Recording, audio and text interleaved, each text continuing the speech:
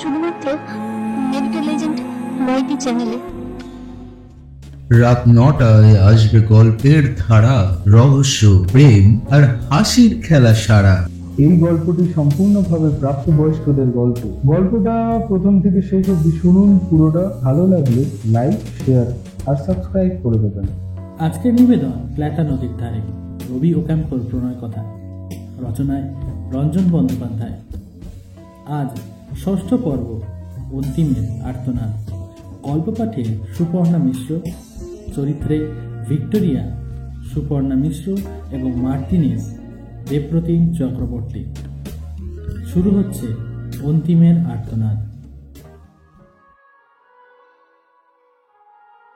Victoria ওকাম্প সম্পূর্ণ নগ্ন। ঘরের কোণে চেয়ারে বসে আছেন তিনি। উল্টো দিকে জানলার পর্দা ছাঁকা নম্র আলো এসে পড়েছে তার আবরণমুক্ত শরীরের উপর। তার সামনে মাটিতে নতজানু হয়ে বসে আছেন মার্টিনেজ। এগিয়ে এসে ভিক্টোরিয়ার উরুর উপর ঈষৎ ঝুঁকে তার সুঠাম নির্মিত কোমরটি দু হাতে জড়িয়ে ধরে বললেন, এস্ত্রাদাকে তুমি এখনো ভয় পাও? এস্ত্রাদাকে এখন আর ভয় পাওয়ার কিছু নেই। ও কতটা জানতে পেরেছে? সব জানি। আমি যে আজকাল তোমার ফ্ল্যাটে প্রায়ই আসি, এখানেই কাটে আমার সারা বেলা, তাও জানে। আমি তো তোমায় বলেছিলাম শেষ পর্যন্ত ও হাল ছেড়ে দেবে, কিছুই করতে পারবে না, সব কিছুই নীরবে মেনে নেবে। এখন মনে হয় ও যদি নীরবে মেনে না নিত তাহলেই ভালো হতো। ইস্ত্রাদার এই নীরব মেনে নেওয়াটাই আমার পক্ষে কি যে বেদনাদায়ক তা যদি তুমি বুঝতে পারতে মার্টিনেজ। এই যন্ত্রণা থেকে তুমি ইচ্ছা করলেই রেহাই পেতে পারো, আজই, এক্ষুনি। মার্টিনেজের কথা যেন শুনতেই পেলেন না ভিক্টোরিয়া। তার হাত দুটিকে কোমর থেকে তুলে আনলেন বুকের উপর। মার্টিনেজ আরও ঝুঁকে পড়লেন ভিক্টোরিয়ার দিকে। ভিক্টোরিয়া বললেন, জানো, আমার মনে হয় একটা মৃত মানুষের সঙ্গে আমি একই বাড়িতে আছি। মৃত্যুর গন্ধ পাই আমি সারাক্ষণ। ঘরের বাইরে যেতে ভয় করে। ঘর থেকে বেরোলেই এস্ত্রাদার সামনে পড়তে হয়। ও সারাক্ষণ বাড়িতে। ওর সঙ্গে চোখাচোখি হলে ভয় করে আমার। অমন ঠান্ডার দৃষ্টি আমি দেখিনি। বরফ যেমন হাতে ধরে রাখা যায় না বেশিক্ষণ, ঠান্ডায় হাত জ্বালা করে অবশ হয়ে যায়, ঠিক তেমনি ওর চোখে ঠান্ডার দৃষ্টি বেশিক্ষণ সহ্য করা যায় না। ভিক্টোরিয়া কিছুক্ষণ চুপ। মার্টিনেজের হাত দুটি নিবিড় করে তার বুকের উপর ধরা। মার্টিনেজ ভিক্টোরিয়ার কথা শুনছেন তার উরুর মধ্যে মুখ গুজে। ভিক্টোরিয়ার কঠিন উত্তাপ ভালো লাগছে তার। ভালো লাগছে দুটি উরুর মাঝ থেকে উঠে আসা ঘ্রাণ। চারপাশের আর সবটুকু নিভে গিয়েছে, শুধু এই উত্তাপ, শুধু ওই ঘ্রাণ। মার্টিনেজ ডাকলেন ভিক্টোরিয়া। সেই ডাক মার্টিনেজের আবেশের মধ্যে মিলিয়ে গেল। সাড়া দিলেন না তিনি। মার্টিনেজ আরও একবার ডাকলেন ভিক্টোরিয়া। উত্তাপ আর ঘ্রাণ থেকে মুখ তুললেন মার্টিনেজ। এতক্ষণ উরুর দুটির মাঝখানের অন্ধকারে তার চোখ বোঝা ছিল। হঠাৎ চোখ খুলতেই আলোর ঝাপটা লাগলো চোখে। একটু সামলে নিয়ে বললেন, ভিক্টোরিয়া, তুমি কিন্তু নিজের প্রতি অন্যায় করছো। জানি, কিন্তু আমার কোনো উপায় নেই। মার্টিনেজের হাত থেকে নিজের হাত দুটিকে ছাড়িয়ে নিলেন ভিক্টোরিয়া। শিথিল হাত দুটিকে নামিয়ে আনলেন চেয়ারের হাতলের উপর। মার্টিনেজ তার স্তনের উপর হাত রাখলেন। সেই স্পর্শের তাপ, আগ্রহ, বাসনা তিনি অনুভব করলেন বৃন্তের অ্যান্টেনায়। মার্টিনেজ বললেন, শোনো শোনো, তুমি আর ফিরে যেও না এস্ট্রাডার কাছে। কারোর কাছে না, আর কিচ্ছু লোকাবার নেই আমাদের। সবাই সব জানে। আজ থেকে বরং আমরা একসাথেই থাকতে পারি। এর আগেও কয়েকবার সহবাসের কথা বলেছেন মার্টিনেজ। ভিক্টোরিয়া স্পষ্ট করে না বলেননি, কিন্তু এড়িয়ে গিয়েছেন। ভিক্টোরিয়ার মনে হলো মার্টিনেজ এই মুহূর্তে যেভাবে বলল, আজ থেকেই তো আমরা একসঙ্গে থাকতে পারি, ঠিক সেইভাবেই এমন গভীর আত্মবিশ্বাসের সঙ্গে। এমন জোর দিয়ে আগে কখনো বলেনি সে। ভিক্টোরিয়া বলতে যাচ্ছিলেন, তবে তাই হোক তুমি যা চাইছো ইস্তাদার কাছে আমি আর ফিরে যাব না।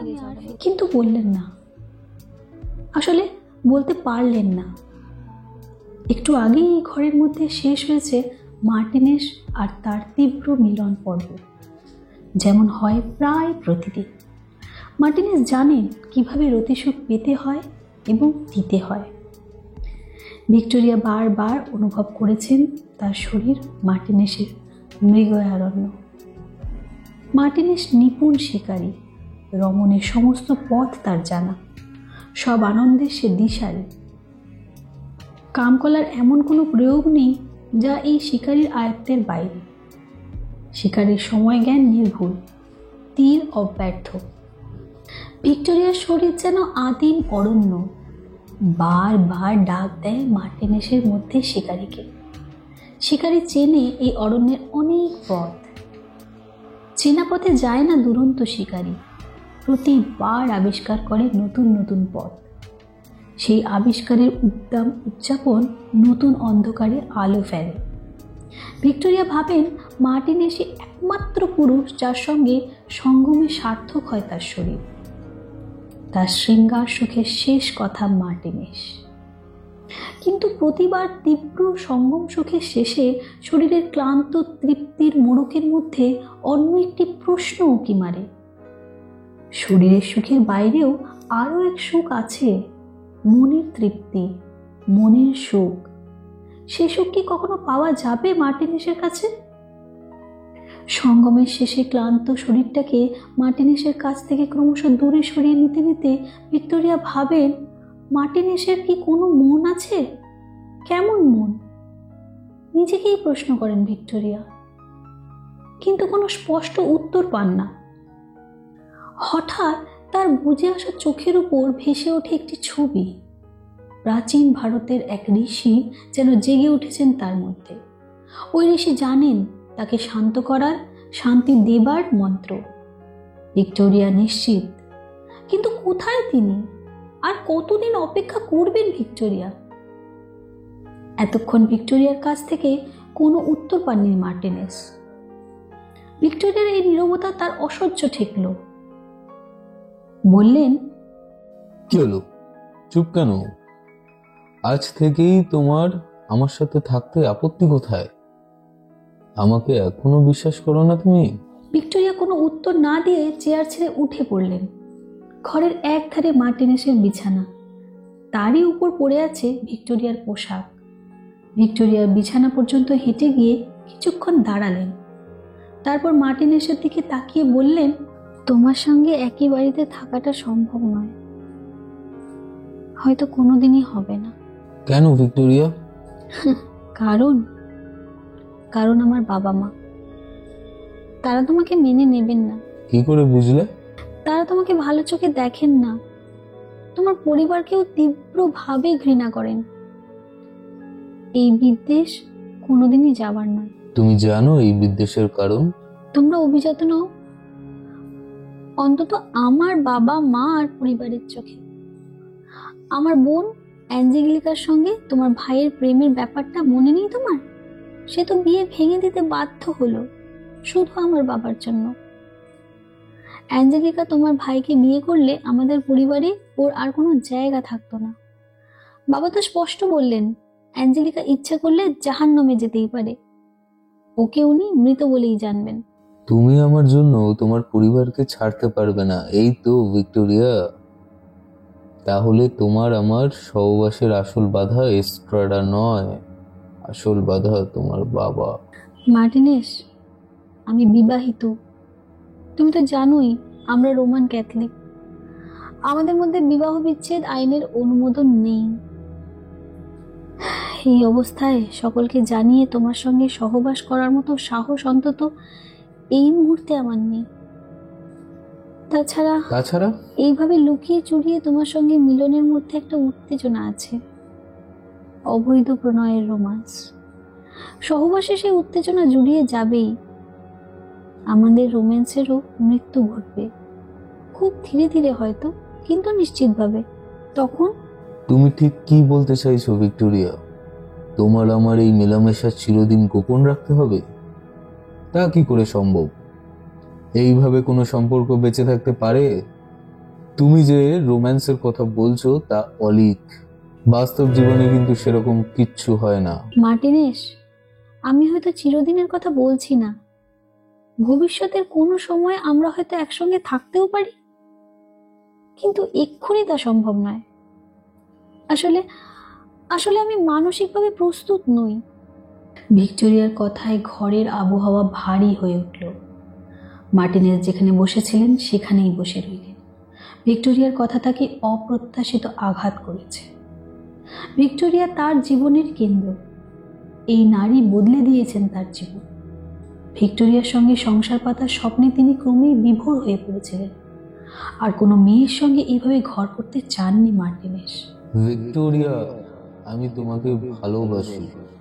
মার্টিনেসের ভেতর থেকে যেন আর্তনাদের মতো বেরিয়ে এলো কথাগুলি। ভিক্টোরিয়া এগিয়ে গেলেন মার্টিনেসের দিকে, বললেন, আমিও তোমাকে ভালোবাসি মার্টিনেস, খুব খুব খুব ভালোবাসি। নগ্ন মার্টিনেস ভিক্টোরিয়ার পায়ের কাছে লুটিয়ে পড়লেন। তার শরীরটা কান্নায় দুমড়ে যাচ্ছে। ভিক্টোরিয়া ভাবতে পারেনি মার্টিনেস এতখানি ভেঙে পড়বেন তার কথায়। মার্টিনেস তাকে এতটাই ভালোবাসে বুঝতে পারেননি ভিক্টোরিয়া। ভিক্টোরিয়া বসে পড়লেন মার্টিনেসের পাশে, হাত রাখলেন তার পিঠের উপর। অনুভব করলেন আজ থেকে তার নতুন জীবন মোড় নেবে। তিনি আরো একা হবেন, আরো কষ্ট তার জন্য অপেক্ষা করছে। মার্টিনেসকে কেমন করে বোঝাবেন তিনি? শরীরের সব চাহিদা মিটিয়েও মনের তৃষ্ণা সে মেটাতে পারেনি। সে চাহিদা মেটানো তার পক্ষে সম্ভব নয়। মার্টিনেস, তুমি সেই পুরুষ যে পারে আমার মধ্যে বন্য জন্তুটাকে জাগাতে, তার সঙ্গে খেলা করতে, তার খিদে মেটাতে, তাকে বশ করতে। মার্টিনেসকে কতদিন কতভাবে ভিক্টোরিয়া বলেছেন তার শরীরের চাহিদা আর তৃপ্তির কথা, কিন্তু বলতে পারেননি। মার্টিনেস, তুমি কি বোঝো আমার মন কি চায়? বোঝো কি সেই মনের রোমান্টিক বেদনাকে? জানো কি তোমার পাশে শুয়েও আমার কখনো কখনো নিঃসঙ্গ লাগে? সেই একা আমি কি তুমি কোনোদিনই বুঝবে না মার্টিনেস।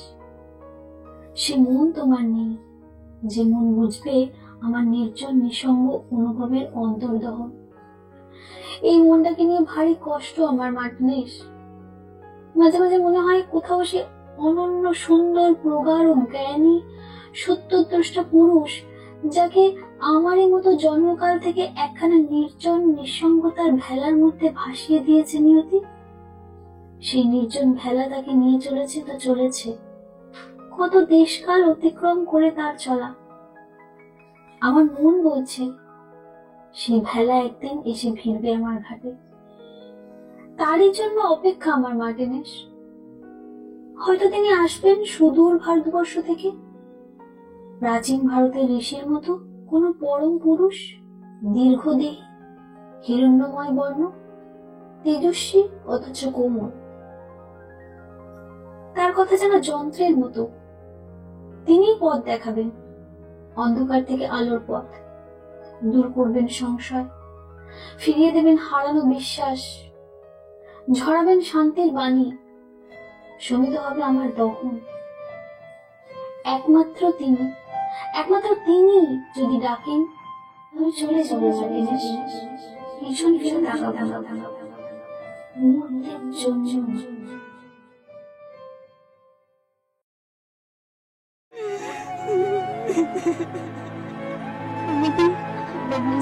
শুধুমাত্র মেডিকেল এজেন্ট মইটি চ্যানেলে।